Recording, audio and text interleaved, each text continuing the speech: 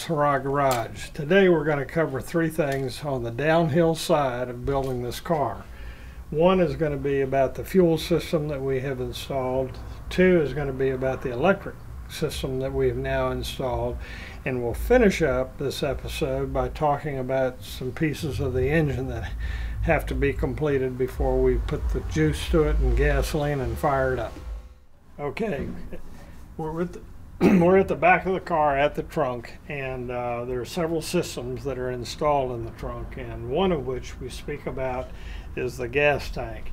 The original car had the gas tank here on the back on the frame horns, and we wanted to bob the car. So by bobbing the car, meaning shortening that and getting rid of that fuel tank, we then did a tanks company 14-gallon tank and mounted it, and it will be finish mounted between two firewalls and sealed off to the outside. This is the tank. It's a kind of like a saddle tank, and it has a filler process where we're going to go from one side of the car to our filler neck on the outside of the car, and then it has its fuel gauge pickup, it has a pump pickup, and then it has an anti-spill valve vent on it, which is located on this side. What we'll do is that'll all get closed in, like the beginning right here, and with that we will put another panel on top of it as far as the trim panel goes, and been very successful there, but the point is that that'll fold up and it'll be hinged at the bottom, so if you need to get into it, it'll be able to drop down and you'll be able to service the tank if there's any reason to do so.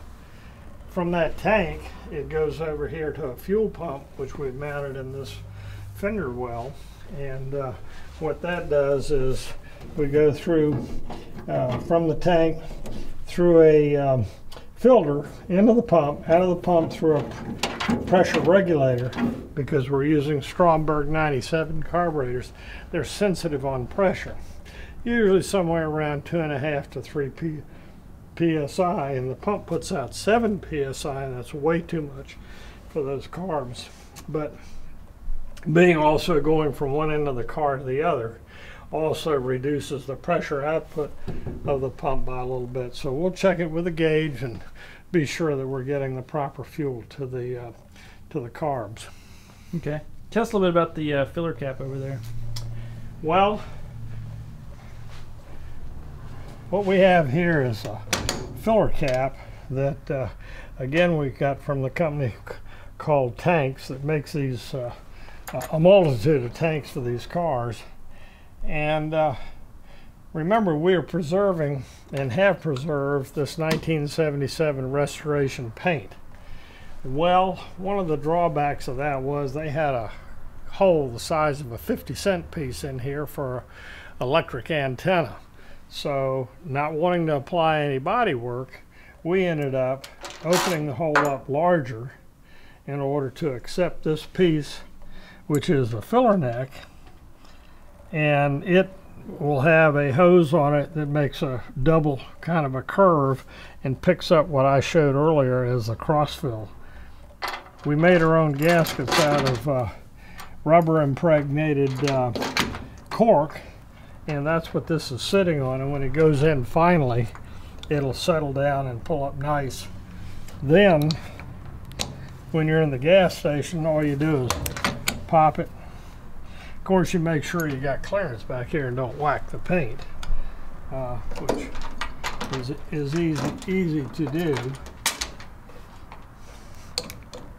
But anyhow, that's our filler, and it's got a little breather in it. It's just a pinhole breather to be sure that, and of course we got a breather that's built into the tank, which is also an anti-spill valve. If there's a circumstance that it gets upset, it can't suck air back into it and or bleed fuel out.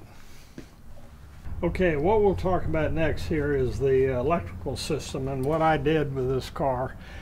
I usually wired cars myself. This time I bought a 21 circuit fuse panel, and after stripping the inside of the car out and realizing it was so nice underneath that dash without having all this wire loom, I decided to put it here in the back right corner of the car. And this is the circuit panel. We had to lengthen all the wires so they can go back up front and strategically place them so they didn't, you know, they looked like somebody knew what they were doing. And this panel has been rewired to then allow all the power necessary to go to the front of the car, i.e. for the motor, for the dash, brake lights, turn signals, all the ignition, turn on and turn off, light switch, and all that is still under the dash, but very neatly, and doesn't have all the gargantuan amount of wire connected to it. One little thing I wanted to point out that I've done here, and I do this on all my cars, I use this little upset switch. And what this amounts to, it's certainly not an airbag, but if the car gets hit hard enough, or you hit something hard enough, this little switch pops. And what it does is it disconnects the fuel pump. And it prevents fuel from continuing to run and spill out in case you've got a serious accident. And that's going to get mounted right by the fuel pump. Of course, it's electrical. We've got one wire in and one wire out, and it's kind of like a little circuit breaker that's activated by impact. So that'll get put here. The battery for our primary supply will be mounted right there. Again, trying to preserve this space for my wife and her travel. I can get away with a grocery store bag of clothes in Walmart, but she's got to have all of her stuff with her. So that's what part of this paneling out is all about, is to preserve space and, you know, let her have her umbrella and lawn chairs and and anything else she needs. So let's move to the inside of the cab, and we can talk about the rewiring of this. In fact, what I'm going to do is get on the other side. Okay, we've been in the trunk and brought you up to date on where we put the central fuse panel and the home run of the wiring in the right rear corner of the car. What we've done in order to do that, we've had to lengthen all the primary leads of the 21 circuit fuse panel. And what we have here are the end results of that. This will be the high-low beam. This will be the steering column harness. These right here will be the dash, and then the heavy end units here run to the dash, but also to the end elements such as headlights, turn signals, alternator, and forward to the starter and the distributor, and power up the motor. All these will be covered up with some paneling and upholstery. Our next move will be to refit our transmission tunnel. We had roughed it in way early on, but the engine, being an Arden motor, and then we chose a 200 R4 automatic, that combination really threw some curves at us, because to maintain expected ride height on the oil pan ground clearance, we had to raise the motor significantly up in the car, and that made us alter a number of things, including the transmission tunnel. But that's easy to overcome, and we're working towards that. All the end elements will run up here to the dash, as far as the power to operate the gauges and lighting. And then we have on this side we have our key ignition hidden, and then we have our light switch to power up the lights front and rear. That's hidden.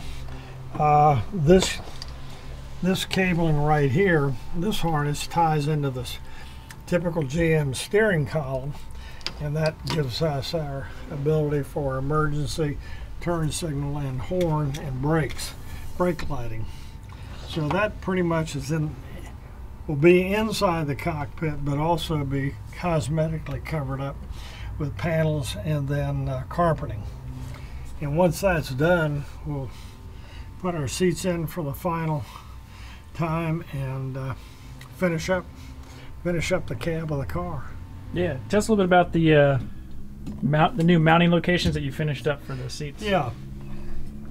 Well, our mounting location for our seats, I was able to find some electric bucket seats, which are pretty nice. They were Nissan Maxima 2005, and we had to alter the tracks a little bit in order to accommodate the fitting and the stance of the car. We have a rather aggressive stance, which means the front in this case is lower than the rear. So in order to make the seat sit comfortably and level, we ended up making these seat risers that the tracks of the Nissan Maxima seats will sit on. The seats are electric, both the passenger and the driver, and we also shortened the back parcel tray by 3 inches, yet to have some cosmetic finishing, but that 3 inches incredibly gave an enormous amount of additional leg room, especially in my case. I'm 6 feet tall, and boy, if we hadn't done that, it would have been kind of a knee sandwich in terms of being comfortable. We've also lengthened the steering column by 2 inches, pulled it back, because by moving the seats back, we needed to pull the steering wheel closer to the driver. And we changed the length of the shifter with low car, and that's made for a better ergonomic between the seat location, steering, pedals, and the shift mechanism for the transmission. Okay, we've left the cab of the car and we're in the engine bay, and of course what we have here is a 1950 Ford flathead motor that's been converted to an Arden overhead valve hemispherical engine, and we wanted a focal point and a focal piece, and I chose the Arden. I'd wanted to use an Offenhauser, but they were just prohibitively expensive, so we did the Arden, and the Arden is really a cool motor. Don Ferguson, who built the engine, he and his dad, they really figured out how to upgrade the engine. Well, you know, having said that, and it being a focal point, we were looking at, you know, some homemade headers that I made an absolute disaster out of, and then we looked at some cast iron pieces that were made and didn't like those. So a fellow up in North Carolina in Mooresville, he specializes in stainless steel headers, and it's called Outlaw Headers, and we took the car to him, and he made just absolutely a gorgeous set of tri-Y headers that most people wouldn't do. They just use a 4 into 1. Well, we got 2 into 2 and 2 into 1, and then you know, connected to go out to the back. They're stainless and they're gorgeous. Hadn't planned on that, but it turned out to really fit the theme of the car. It is what we ended up with. Other things that are interesting is that we have on the Arden motor, we got 4 2-barrels, and we've got pretty fairly complex bunch of linkage now because we have an automatic transmission, and we have to have a lockout kick down for 4th gear. So we've made up our own linkage to do that. These 2 jars right here are for brake fluid. We've used a set of Willwood drop pedals for actuating front and rear brakes, and these are the canisters for them. A little bling bling, a little dress up, because normally they'd be a white plastic, which is typical of the Willwood product, and good stuff, but we did that. we ended up, I wanted some old school, additionally kind of traditional, and these cloth braided lines are traditional to the old way that these engines were wired up, and this is made by a company called Brillman, and they supplied that to us. We've gone into a comparison on headlights. We've got E&J Edmund Jones 1925 headlights on one side, or a headlight, and then we have an original 32 headlight on this side. We've had them both on both ways, and just kind of getting a feel for where the end is going to be. We made our own stands to accommodate them, whereas the normal stands were putting the headlights too far forward of the grill shell, the radiator grill shell. I didn't care for that. I preferred them to be in the back. Over here we have, again, we have a product of Outlaw Headers, and they're stainless. The flathead motors, they didn't always come with an oil filter, so we made this up, a bracket that will get finished, and it's an aluminum bracket that bolts to the firewall and allows you to change an oil filter that the car normally didn't have back in the day.